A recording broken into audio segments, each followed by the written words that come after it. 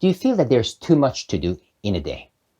Think about the fact that when we are feeling that there's too much to do, we tend to react to the events around us. What I want us to think about today is the long game, or what Simon Sinek says, the infinite game. Because if you do not think long-term for yourself, for your happiness, who will take care of what's best for you for the future down the road? Welcome to my channel. My name is Alain Faber, and on this channel, my goal is to make you realize that the more you learn, the more skills you have, the more you can make the world a better place for yourself and for the others. Let's see what we're going to learn on today. In life, if you think about it, we can consider that we are responsible for everything around it. So how about we look at our lives and we consider that we are the CEO of everything that is happening in our lives. So let's see if we can find some examples. The first one would be for taking care of our health. Now, if you think of your health, we have physical health, mental health, and therefore we have to be mindful of what we need. So for physical health, we need to stay active, and we need to eat well, we need to sleep, drink lots of water. So therefore, there are things that we need to do in the short term. On the other hand, there are also long-term vision that we have to have. So for example, if you think of eating, we could decide to eat well for one day, and we'll feel good. We could decide to eat lots of desserts for one day, and that will be a short-term gain, or you're trying to fulfill a need that you have at the moment. On the other hand, if you think of eating healthy for the long term, so not just for today or this week, for the next, for your whole life, for the next 10 years or even beyond, you need to realize that what you eat is important. So the short-term choice of eating lots of dessert or drinking alcohol or any other things that we do that may not be best for us, you need to reconsider about the purpose in our lives.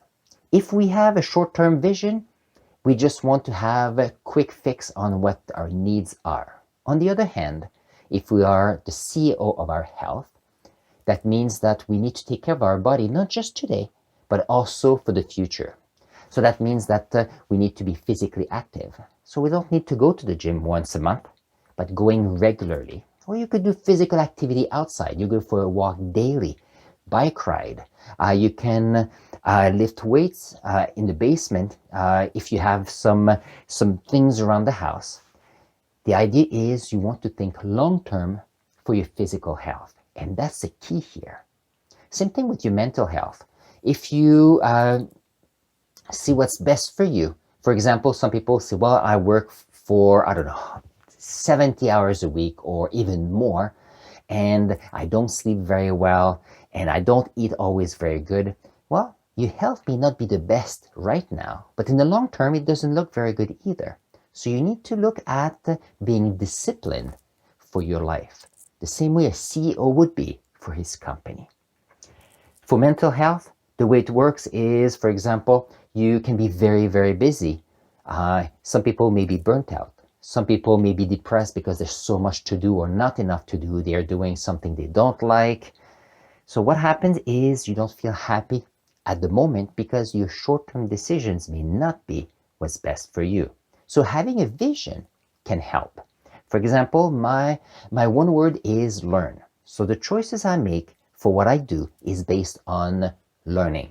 So I'm creating this video because I want you to learn something today, the same way that I've learned about taking care of ourselves and what the long game or the infinite game is. I love Simon Sinek, and he speaks very well about what infinite game is. So that means that if I want to do a lot of work, but I have one word, I know my why, it's so much easier to do what I want to do. Because it's no longer work. I'm working towards a goal I have, and it makes me happy. I fit it into my schedule, and in the long run, I know that it's good for my community. So that's a way to look at it. Another example is for your family. I've talked about that in a few other videos. You could decide on the short game or the long-term game. For example, if you could think of short term, you are looking at friends you see on weekends, you meet and you never see again.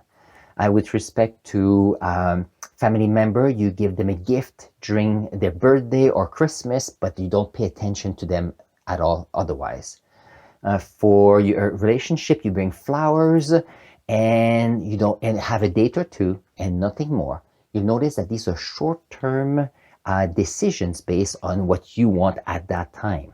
But if you look at your family as a long-term vision, as of an infinite game, what happens is you notice that your relationships are based on your family relationships are based on relationships. That means that you need to build the relationships as much as I can, or as much as you can. That means that for your kids, you want to play a little bit every day. It doesn't have to be very long. Sometimes you sit with them, you play for 10, 15 minutes, and oop, they're going to go their way. All they needed was that 15 minutes. Some other times they may want you to read a book for the kids. Your partner you may want to cook dinner with them. You may want to go for a walk holding hands, but not just doing that for one day, but seeing it as a routine. A routine because when you build in your day what's important for you, what happens is you're focusing on the long term. So you're focusing for the long-term happiness of your family. Are you thinking of the long-term vision of a family? If you think of marriage, marriage is a bit that. You are giving yourself the mission to be with that one person. And in a marriage is for as long as you live. Now, I know there's divorce and it may not be always that simple. But in some ways, people are having a vision, a long-term vision to be with one person and grow as a person within that relationship. And kids need that all the times. Our friends need it as well. I have some friends that I see maybe once every couple years. And when we see each other, we are always happy to see each other because we've built the foundation of great friendships when we were much younger. And therefore, that's something you have to keep in mind. When you think of your family, are you thinking of a long-term vision or something, a quick satisfaction? That's something to keep in mind.